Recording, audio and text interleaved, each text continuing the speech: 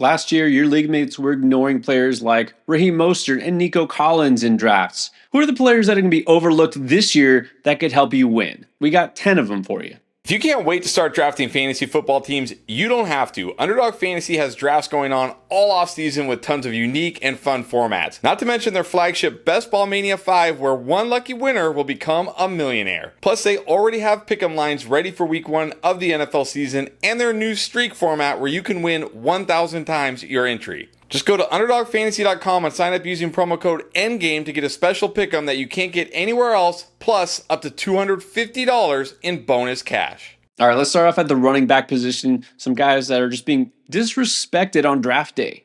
Yeah, I think Javonte Williams is being absolutely disrespected on draft day. Goes just inside the top 100 on some sites outside the top 100. And despite rumors that after OTAs he was, fighting for the last roster spot as far as running backs go, all we've heard in training camp so far is he's the clear RB1. He looks great. In fact, one of the Broncos' prominent beat writers said, Javonte Williams looks like he's going to be a workhorse this year. So I love Javonte Williams this year. Obviously, 2 years removed from ACL now. I expect to see Javonte Williams look much better than he did last year. But what I really like about Javonte Williams and this offense is Sean Payton's offenses every year where he's either been the offensive coordinator or the head coach have ranked top 5 in targets to running backs. Last year, even coming off ACL, Javonte Williams had 47 catches, averaged almost 4 targets per game. I think he's going to be the clear lead back here. I think he's going to be the preferred pass catching back as well. I think he can go over 50 catches this year, come close to 70 targets, even if he doesn't score a ton of touchdowns, even if he's not highly efficient on the ground. Just that receiving work alone will make him an extreme value in fantasy and a high-end RB2 that you can get sometimes outside the top 100 picks. Well, we'd all love to get a starting running back for a team in the mid rounds.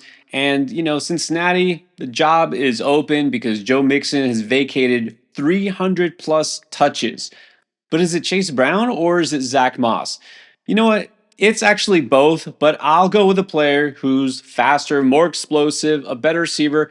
It's Chase Brown. Now, Zach Moss is being drafted before Chase Brown. That's who your league mates are probably going to go for because he's probably going to be the starter for whatever that's worth. He's been talked up in camp, but so has Chase Brown. Look, the new offense coordinator, Dan Pitcher, he's happy with both of them. Yes, they will both be used. This will be a two-man committee. So why not go for the guy who has the speed, the explosiveness? This was the second fastest running back in his draft class from a year ago. This is a player who is a very good and natural receiver out of the backfield. He showed that explosiveness last year. 9% of those runs, he went for 10 plus yards. You want that home run hitter. You want that guy who could run away with the job if he is that effective. Literally, this is a player who is just better and more talented than Zach Moss. They'll both be involved. They'll both be used probably equally to the beginning of the season, but Chase Brown could pull away and he's going to give you that upside in terms of PPR value with receptions and just those big plays. That's who I'm going to chase while everyone else is drafting Moss. All right, how about another RB who's getting overlooked? Yeah, Najee Harris is getting overlooked this year, and I'll be honest, I overlooked Najee Harris for much of the offseason. But last year I said many times, people were always railing on Najee Harris, but I said, Najee Harris actually looks pretty good this year. I know the fantasy points aren't there, but you watch him run, he looks pretty good. And sure enough, the data backs it up. Last year, he had his best efficiency metrics he's had in any year of his NFL career so far. He was 15th in avoided tackle rate and 10th in yards after contact last year. Najee Harris was actually good in real life. But that's not the reason I'm higher on Najee Harris now than I was, say, 2 or 3 weeks ago. It's because I actually feel like Najee Harris fits the evil Arthur Smith's run scheme way better than Jaylen Warren does, because the last 2 years the Falcons have ranked first and second in zone rushing attempts. You look at Najee Harris the last 2 years, 57th and 58th among running backs in man gap rush attempts, but he was one of the best running backs on zone rush attempts. So you have an offensive coordinator that wants to use a zone rushing scheme with a running back who's good at zone rushing and not very good at man gap rushing. Sadly, I think this is a match made in, what's the opposite of heaven? I think you all know what that is. But look, for fantasy, I don't think it's really going to matter. I think Najee Harris is, dare I say, going to be good in fantasy this year, and I promise you nobody in your league wants to touch Najee Harris. All All right, pop quiz time. Who led the Green Bay Packers last year in targets, receptions, red zone targets, and touchdowns? If you said Jaden Reed, you'd be wrong. If you guessed Christian Watson, you probably weren't paying attention. He's always hurt. If you said Romeo Doubs, that is correct. Look, Jaden Reed is being drafted as the first Packers receiver off the board. Probably way too early. Christian Watson is next. Romeo Doubs, despite being the number one receiver for Green Bay, is being drafted as the third Packers receiver, and he's available outside the top 100 in a lot of leagues. I like Jaden Reed. I think he's a very talented player, but Jaden Reed is not the number one receiver for the Packers. He's not even out there in two receiver sets during training camp and in exhibition games. You'll see the same. And during the season, you'll see the same. He's just not going to get as much run as the other receivers. And of course, Watson, look, I'm in on Christian Watson. I really hope he stays healthy, and I still think he's a good value.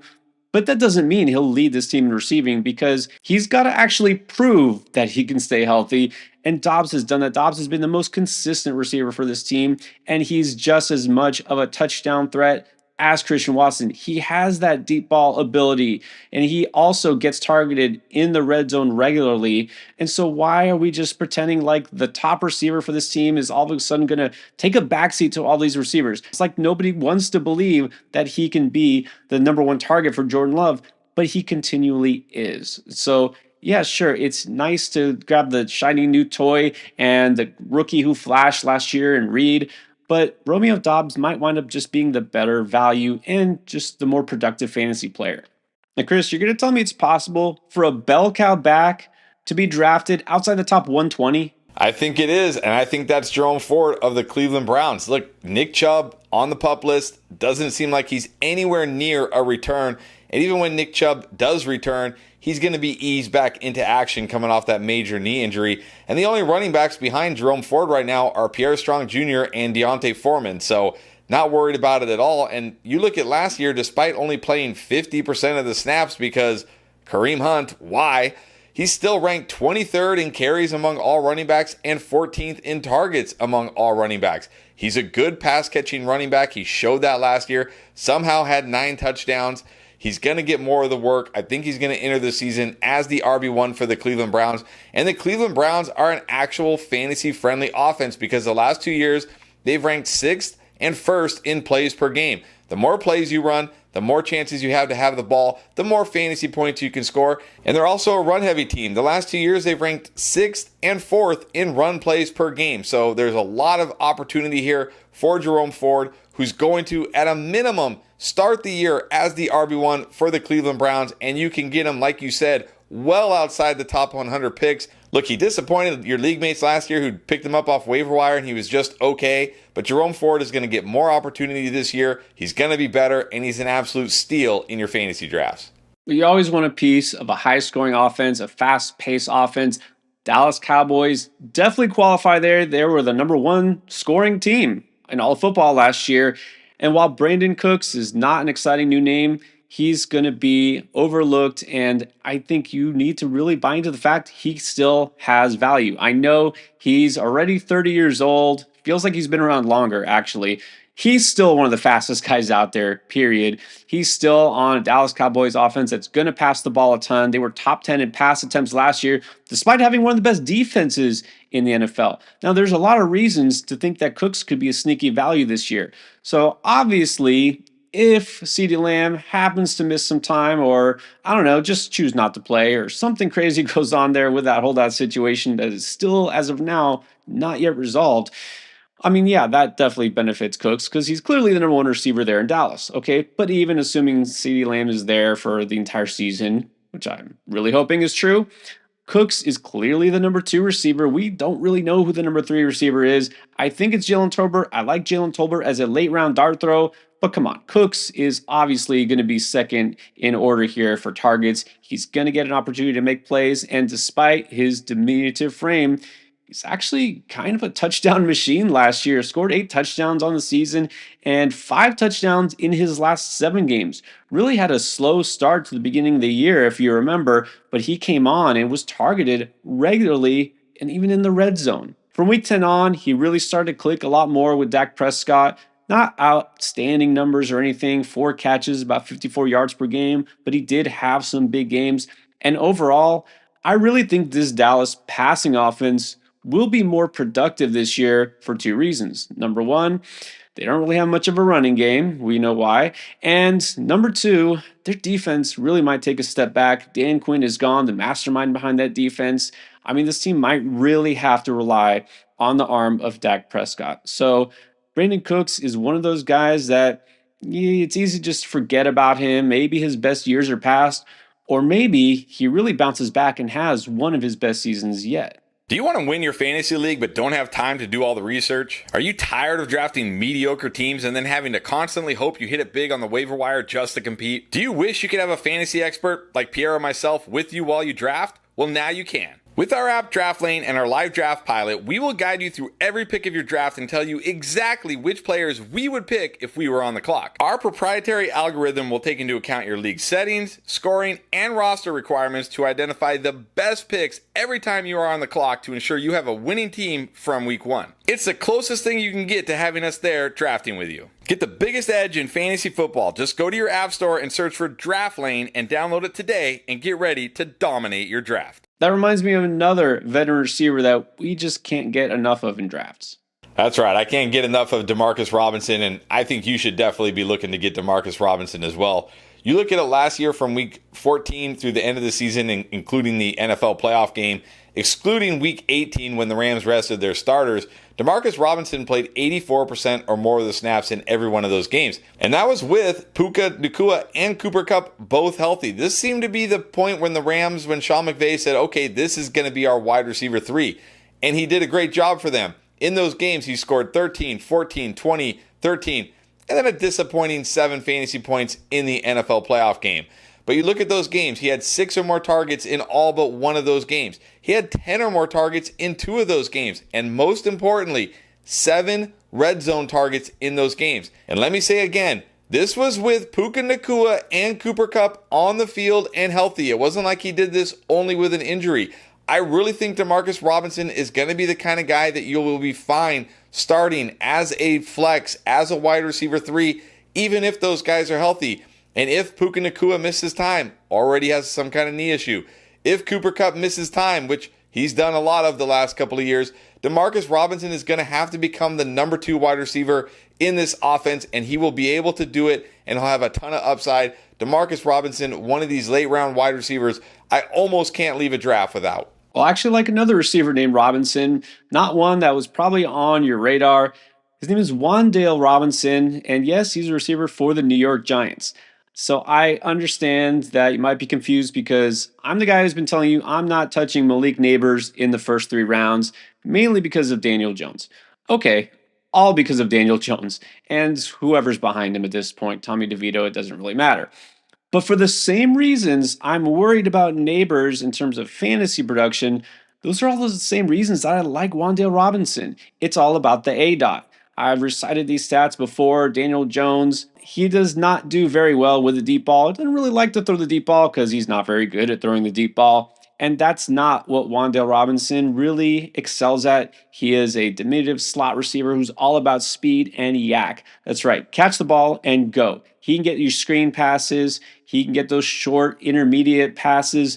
Those passes that Daniel Jones can sometimes make. The ones that they're going to need just to try to move the chains. So while Malik Neighbors is running downfield wide open, 50 yards, and Daniel Jones might just check it down to Wan'Dale Robinson instead because that's a better bet for him. I think Robinson is also a very talented receiver. I can't really throw a bunch of stats at you about him because he's been hurt. Remember, missed the entire season almost, and last year was basically his recovery year, so take it with a big grain of salt. Also, the fact that Tommy DeVito was the quarterback for most of the season. So I'm going to buy in on the talent here. I think this is a good situation for him, and he's going to be clearly the number 2 receiver in this offense for whatever that's worth.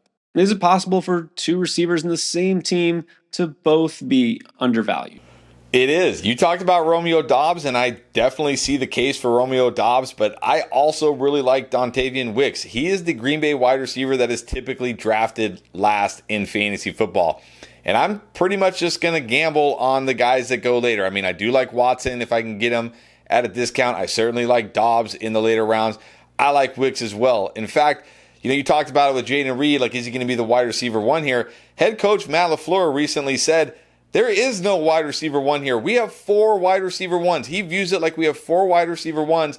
And he said on any week, any of these guys can be the wide receiver one. It's going to be a week-to-week basis. But the reason why I really like Dontayvion Wicks is what he showed as a wide receiver last year. No, not in the stats, because his stats weren't very good last year. You can't look at the stats. But when you look at it past the production and you just look at him as a player, this was a guy who won on all 3 levels. The short routes, the intermediate routes, and the deep routes. You can line him up all over the field here. And what's really encouraging is he cleared that 70% success rate versus man coverage. This is a very strong indicator of future wide receiver success. And look, a guy we respect and we talk about a lot, Matt Harmon, he has compared him to Nico Collins. He said, look, this guy's got a lot of Nico Collins in his game. Nico Collins just needed the right situation with the right QB. We don't have to worry about that with Dontayvion Wicks. We saw last year, the situation is there. Jordan Love is the right QB. So, like you said, Doubs, Watson, Wicks, pick your poison here. It's probably going to be a week-to-week thing, but Wicks goes latest for these guys, so he's the one I'm generally targeting. Well, let's come full circle here. Last year, the most overlooked and disrespected player, especially considering how he finished, was Raheem Mostert. So guess who's getting overlooked again this year? That's right. I think Raheem Mostert, despite scoring 18 touchdowns on the ground, is going to be undervalued because everybody is all about Devon Achane. I get it. Trust me. I understand. And I see why Achane is being drafted so high. And he could wind up being the lead back in this Dolphins offense. But I think it's safe to assume there's room for 2 because look what happened last year when both guys were healthy, when the Dolphins were rolling, they both feasted. So this is still going to be not a one-man backfield. This is going to be a committee. And look, Jalen Wright might even get involved at some point. But we can't just forget what Mostert did last year. I understand Achane might be the number 1 running back, but Mostert could still feast. This is a Dolphins offense that finished 6th in rushing yards last season and tied for 1st in rushing touchdowns. And Mostert actually was healthy last year, didn't miss time. Devon Achane is the one who got injured and missed time, if you recall. And so what if Achane does go down? This is a small running back who, with one hit could go down. And then all of a sudden, Raheem Mostert is just doing what he did last year and winning you weeks single-handedly. So I don't feel like I have to reach for him. And I love where he's going. We just talked about where to draft running backs in the mid-rounds. You can get him in round 8, guy who could potentially carry your team again. I'll do it. Don't ignore those 10 players like the rest of your league might do on draft day. And also, make sure you target these 10 players who are ready to dominate in fantasy this year.